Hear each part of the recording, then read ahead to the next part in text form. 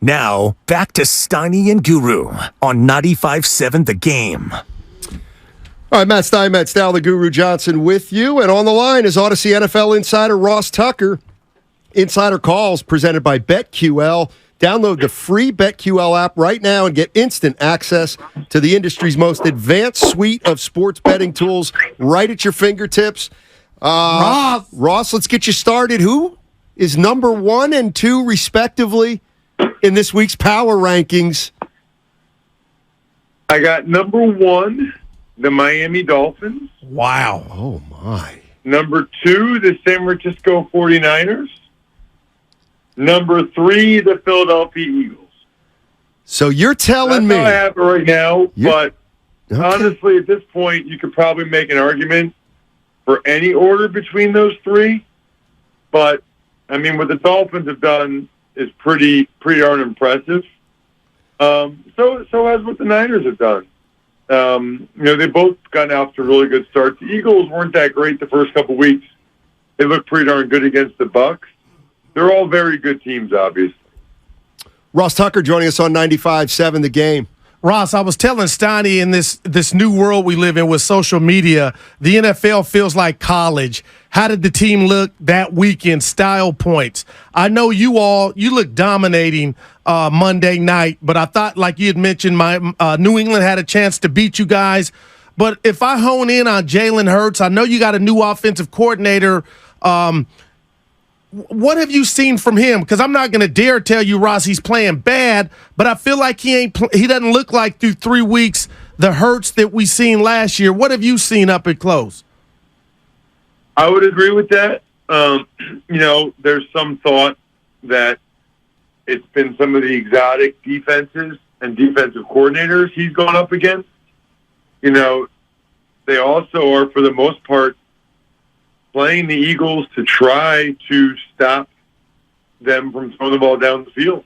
They're playing a lot of coverage, which is part of the reason why 2 weeks in a row the Eagles have just been able to absolutely run on their opponent at will. You just don't see that very often in the NFL. The Eagles seemingly able to get like 8 to 10 yards per carry, like they have the last couple games. But no, I think it's fair to say the passing game still doesn't look quite as seamless as it did most of the year last year. But, I mean, you're also talking about a guy who's 20-1 in his last 21 regular season starts.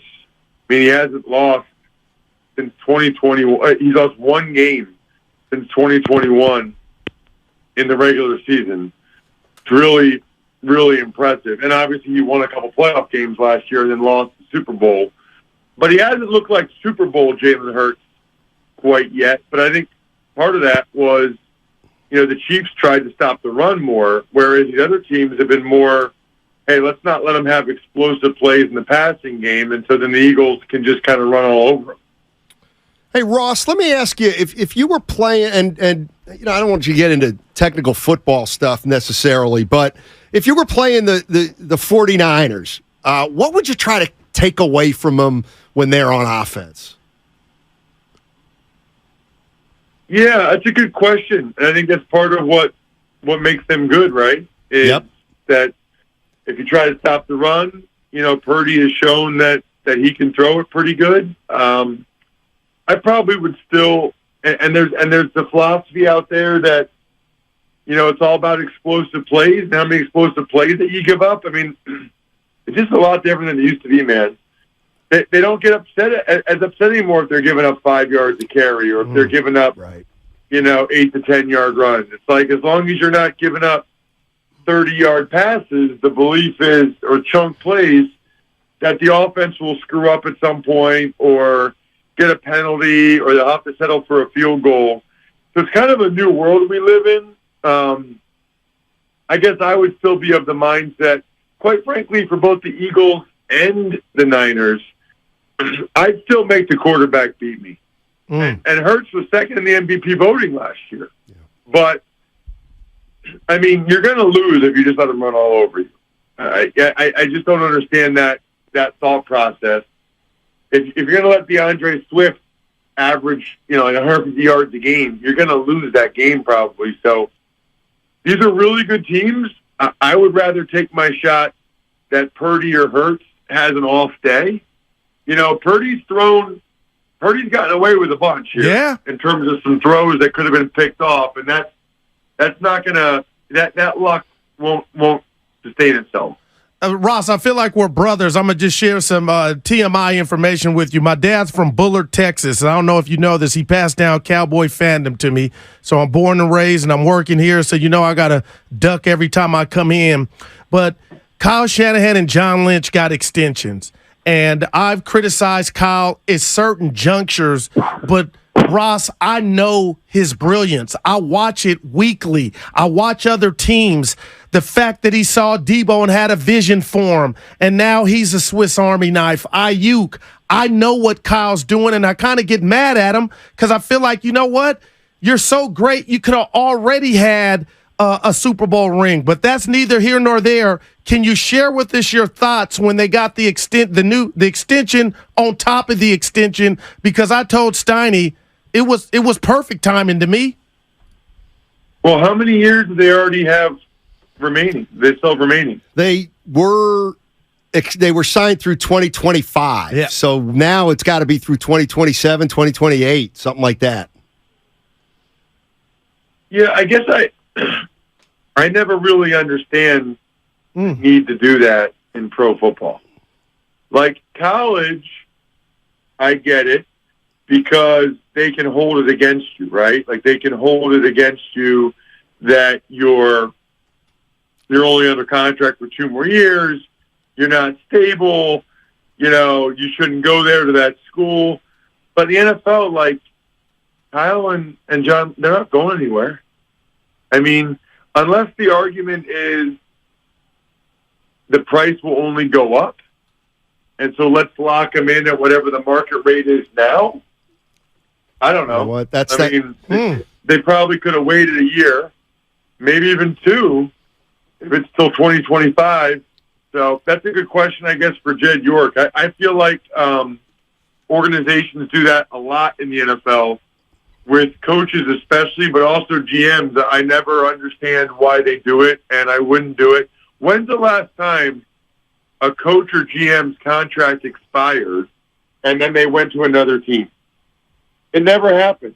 It doesn't happen. Like, these guys aren't going to build up what they've built up for years and then go to the end of their contract and then go sign with some other team. I mean, I don't understand the need to give any of these guys. I'm not talking about Kyle and John. I think they're both fantastic, but any of these guys, these extensions multiple years early.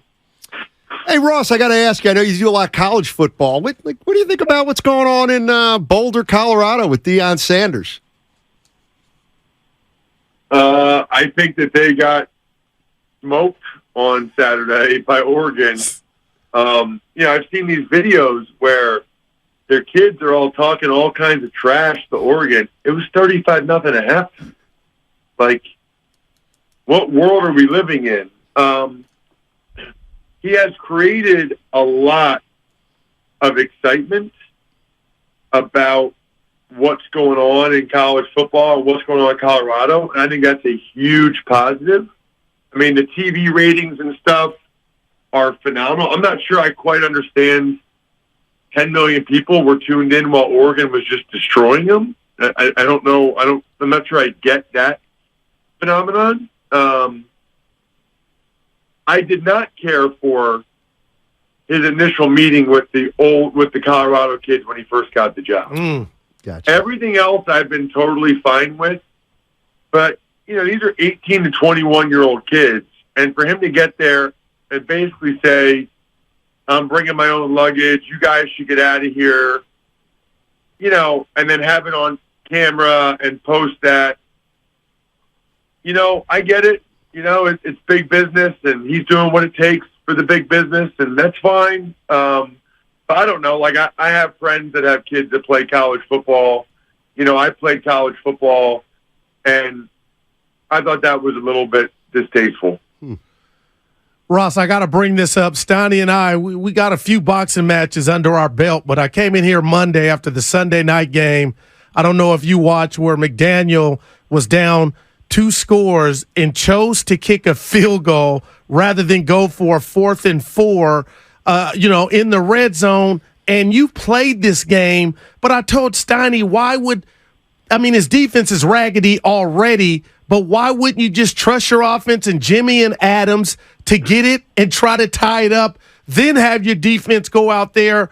But to kick a field goal and think you're going to get another stop, then if you get the other stop, Ross, you still got to drive the length of the field. Your thoughts on that decision, being a former player? Thought it was horrendous. Oh.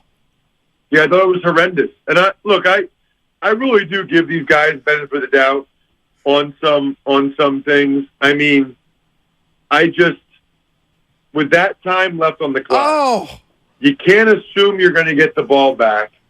And his logic of we need to score twice anyway makes absolutely no sense.